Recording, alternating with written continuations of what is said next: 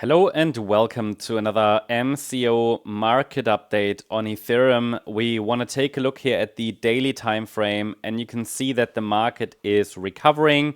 We had a reaction to the support area in April, and the market has been moving up so far in 3 waves.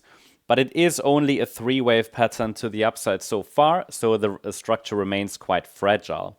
It is also worth mentioning that obviously this 3-wave move up that I'm tracking here to the upside could morph into a 5-wave pattern. So I do have from the June 22 low so far a 3-wave move up, and this dip could have been a 4th wave here into the April low, so we're working now on the 5th wave, which, as I said, is likely a corrective move because we're dealing with a larger diagonal pattern. So be ready for microstructures to change. First, let's say, potential for change is that the A wave might morph from a 3-wave move into a 5-wave move. That is quite easy. For now, it counts well as 3 waves, but what if I label it this way, and I'm showing that already on our smaller time frame, wave 1, wave 2, wave 3, wave 4, wave 5. That gives me a diagonal pattern, so that's possible. Then, if that really happens, if we extend higher more directly, circle wave A will shift over here. Yeah, and then we get circle wave B afterwards and another rally in wave C. But that remains to be seen. For now, I find this the most probable scenario, that the A wave is a 3-wave move, because let's be honest, the wave 1 was a 3-wave move, the wave 3 as well, so the wave 5 needs to be. And then within the subwave structures, we also in this move up here had very often just 3-wave movements in wave A. So I'm just going with what is the most probable pathway. Don't want to talk too much here about the bigger picture. Watch out for a very detailed long-term update on our main channel, MCO Global. You might not know that this channel exists, but I've actually recorded an Ethereum long-term video today, so that will come out probably tomorrow or so. And there you'll get insights into ETH, BTC, but also really the long-term outlook for Ethereum. So check it out.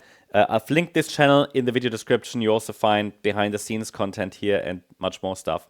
But let's get back to the Ethereum chart, especially the short-term. Just need to open the Ethereum short-term chart.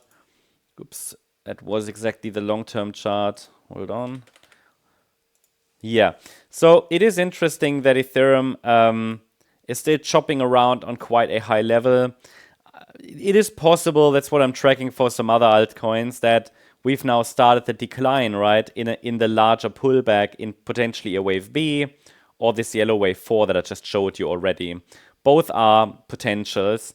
This is obviously very early days. Ethereum has broken upper micro support, so that could be an indication that Ethereum wants to start a correction, but really we are still quite far above this week's low, and that formed here on Monday, where that dotted line is positioned at $2,410.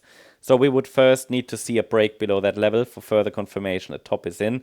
We already have initial indications because we broke the initial micro support, but that is really just related to this initial move up, that some kind of a top is in place.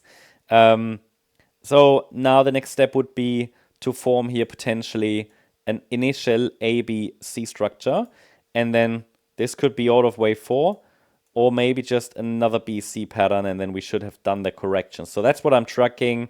I'm tracking for now that this correction has started. Obviously, the market now needs to avoid a decisive break above $2,740, or we get another upside extension.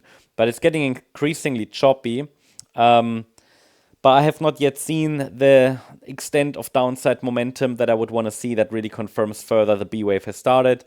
I would prefer it to start from this region. The price has reached a standard target zone for this C wave.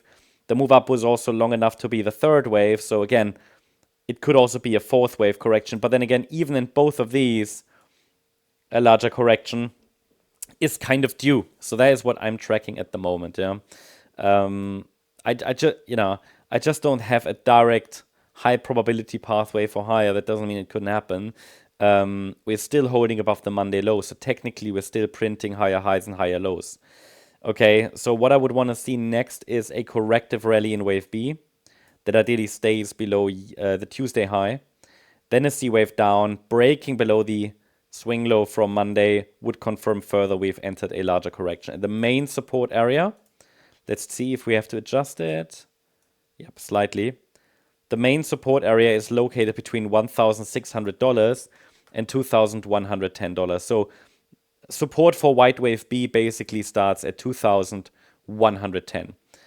Obviously, I will continue to focus on it. If I see any changes here on the smaller time frame, I will let you know. Hope you liked the update. If you did, please hit the like button, leave a comment, and subscribe. And if you really like the content, then please check out the channel membership. Thank you very much. Bye-bye.